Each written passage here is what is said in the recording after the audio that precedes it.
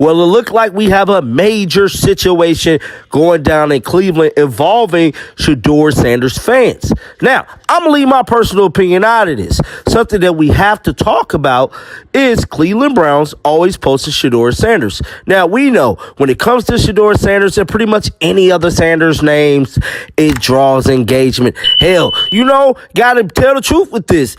Doing content on the Sanders does generate some type of revenue, but more importantly, it generates engagement from the fans. It's no secret that Shedeur, his daddy, his brothers, everybody, they have a cult-like following. Now, since we got that part out of the way, let's get to the topic of discussion. Now, the topic of discussion is involving Shedeur Sanders, right? Now, the Cleveland Browns always posting stuff online in regards to how the team going, who all arriving, how workout sessions been, so on and so forth. Now, there was a clip that has been released of Shedeur Sanders interacting with Spencer Fano. Now, with that being said, let's check out this clip, then I'm going to give y'all my opinion on this clip. I've been watching you, bro. Oh, I've been watching.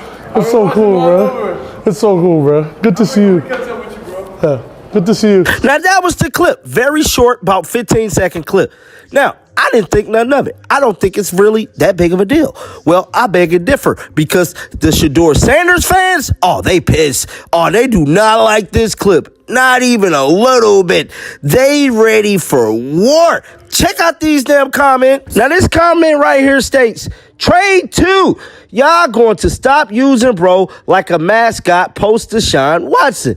I say, hold up, wait a minute. Now, I've not been one to call it out for what it is, but I have been telling y'all that there have been certain media people in the Cleveland Brown media circle that has been using Shedeur like a mascot, using him to sell products, memberships, all this stuff, using him. Go look at their channel. When they talk about anything else, it is ass. No traction, no views, no nothing. They say something about Shedeur, they selling products, they're selling memberships, super chats through the roof. Soon as they go to something else, it completely fails. Now, with that being said, they're not the only ones doing this. Even the Cleveland Brown team itself has been using Shedeur Sanders, but let's get back to some more comments. Now, this comment right here states facts. Somebody else said, now he's our little ish QB3 going to get those clicks. My goodness. I told y'all, man, there's a lot of these Cleveland Brown fans that do not rock out with Shedeur. Not in college, not now, and probably not ever. Telling y'all for what it is. See you aunties, everybody that's in Shedeur Nation, chin up, chest out, wrist up. We cannot fall victim to the bait. Let's read another comment. Laughing myself. When are you going to use somebody to win a division title, let alone a Super Bowl? And look at these comments, bro. This young brother, Shedeur Sanders, will be the QB1. And it goes on to say many other hateful things about Shedeur Sanders. But one thing I can say, one of his teammates today kept it all the way one thou out. Listen to this. You need a quarterback for the future. I think this is the guy. Shit. If you know me, bro, I feel like I'm a quarterback analyst, bro. That's the only thing I do is watch. As a pro, that's your job. You feel me? You break I just enjoy watching quarterbacks, like good quarterbacks. So I used to, before I even knew Shedeur or before he was my teammate, I used to watch Colorado. That's the only team I watched was Colorado. Okay. Because I felt like they had the most exciting games for real. So I already felt like Shedeur was like who he is right now. I already felt like he was that guy, you feel me, at quarterback. But so when he got to league, it definitely just solidified it, seeing it in practice and stuff like that. The translator. Now, you see, this is what you want to hear from your teammate. He's letting y'all know he's there. He's in the locker room, Shedeur like that. Now, for whatever reason, why he ain't there in the starter, I told y'all my opinion about it. I think the Browns just strictly trying to tank to get Arch Manning. Now, when it's all said and done, I cold-heartedly believe if Shedeur Sanders is not a starter for sure in 2027, he has to demand a trade. Get him the hell out of Cleveland. This is not going to end well. That's what I'm trying to tell y'all. Put your thinking caps on. They are doing something very spooky when it comes to Shedeur. Now, I'm not going to blatantly outright say that they're using him, but I'm going to blatantly outright say there are content creators using him. They ain't been here since forever. Their takes didn't change. Everything didn't change. Pay attention. I'm telling you right now, we're going to keep exposing the fake and calling out the real. Room and on the field in the weight room, like it's a new vibe, it's a new energy. The only thing we missing is y'all. We need y'all to have a new vibe, new energy. I know y'all want us to win, so we need some winning energy here. You know what I'm saying? We can't have too much negativity going on, and you know, you want our players to be the best version of ourselves for y'all, you know. So I think it's a community thing. I think we all, like as a group, have to, because everybody's gonna have kids. Everybody has that. You don't want your kids to be the side effects of, you know what I'm saying, what you done did in life, the negativity and all this different type of stuff. You don't want that. So let's approach even this, you know, like with a better attitude, like even coming from y'all also. Shedeur, as you're learning this playbook, like what do you like about it, and maybe how it fits your skill set? I like the ability to just play. It's a lot of different things, like within the playbook. Like obviously we haven't mastered it yet. It's still early on, but I take advantage of each and every day, each and every second of my time, each and every hour, to be able to go out to practice, you know, today, and just be able to fully function out there, to be able to know everything. Like to me, that's what success is. Like you gotta know, you gotta like put your margin of success for what you think, not for what others think. So be able to go out there, operate new system, a lot of things thrown at you fast, a lot of things it's like, okay, it's a win. You know, so that's how you view it. Sorry, what feels the most different for you out here in these first reps of this year's minicamp compared to your rookie year? Well, honestly, I mean, I was in practice a little more, but nah, honestly, it's just the vibe, the overall feeling just of the team. You know, it's the overall feeling of the responsibility of our players. Like, there was one play, I threw Malachi a go ball and he slowed down. I said, hey, I gave him that look. I said, bro, we can't afford that, bro. You know what I said? We can't afford that. So then you give guys chances and things go your way, things don't. But at the end of the day, y'all have a serious, deeper connection, and then know, okay, now, know what this showed me. So the next time he got out there, he lined up one-on-one, then he was able to go get it. So it's just a responsibility that each and every one of us take, you know, to hold each other accountable for everything.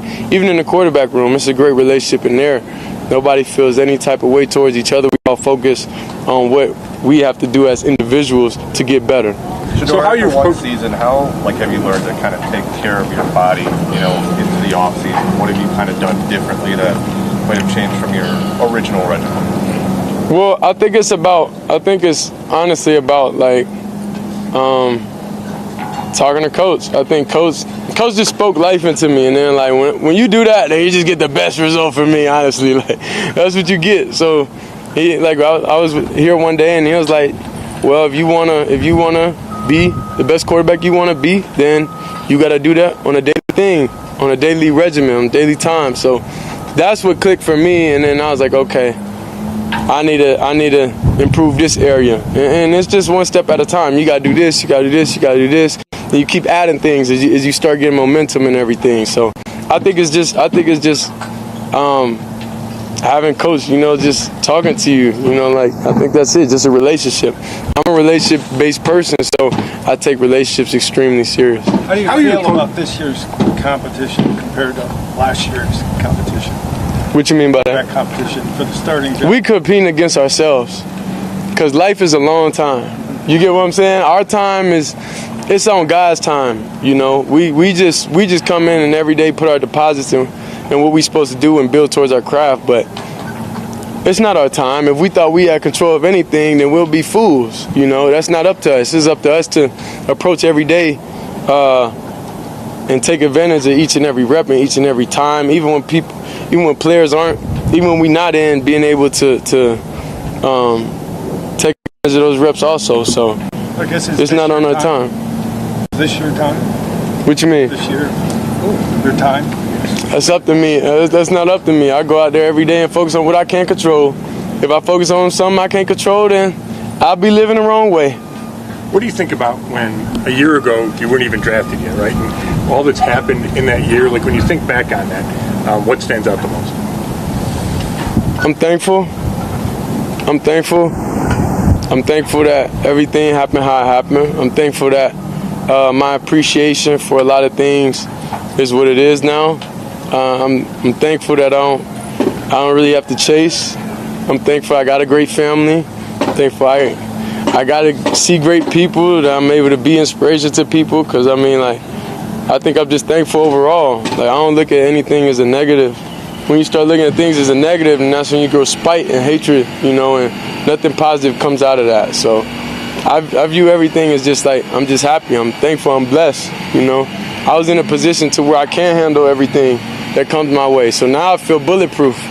But was last year a humbling experience for you, Shedeur, after all the... What does humbling mean?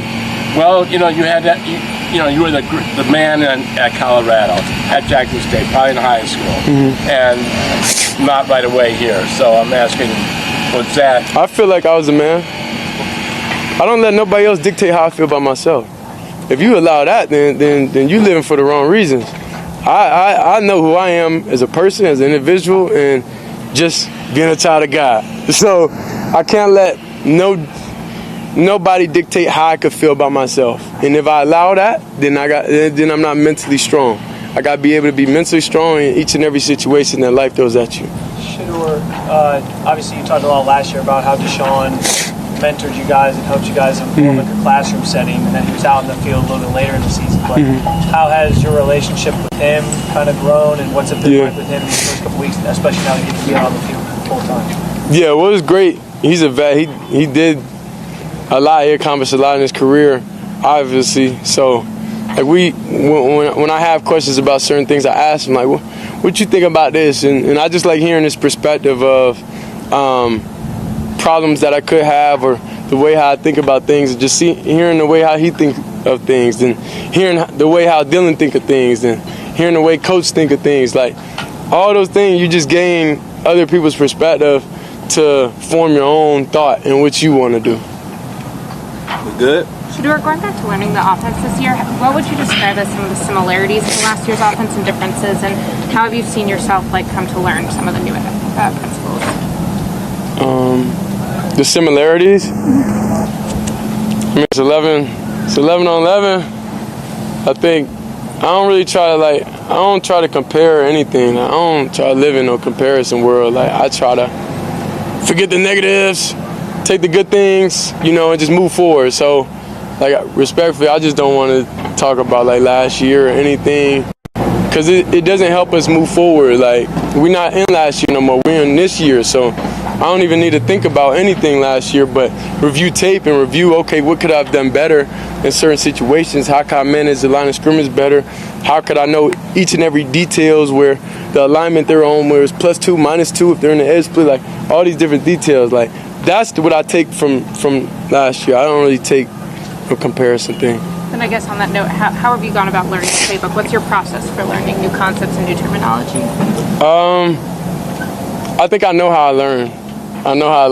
So knowing that I know how I learn is great, you know, and the coaches are able to like communicate in different ways to help you learn. And that's why I appreciate the coaching staff, honestly, because it's like, you could say somebody don't know how to learn, but it's like, how did the person get all the way to this level if he don't know how to learn? So then you got to change the perspective and think, does he not know how to learn? Oh, mic drop. Yeah, that's it. But does he not know how to learn, or do I not know how to communicate with him? It's just simple as that. Like, so I'm just thankful that my coaches now are extremely embracing. Appreciate it. Back in it too. Yeah, good. Thank you. Pops 1 and 2, you know, Pops 1 and 2. I wanted to end 12 on top, and whoever got 12 jerseys, please save those. Those are like a real life stock, you know, and I got to be successful, so the profit margin will be good one day. So save all those 12 jerseys. Do not sell them. Do not get rid of them, because they're an in-person stock. Appreciate it.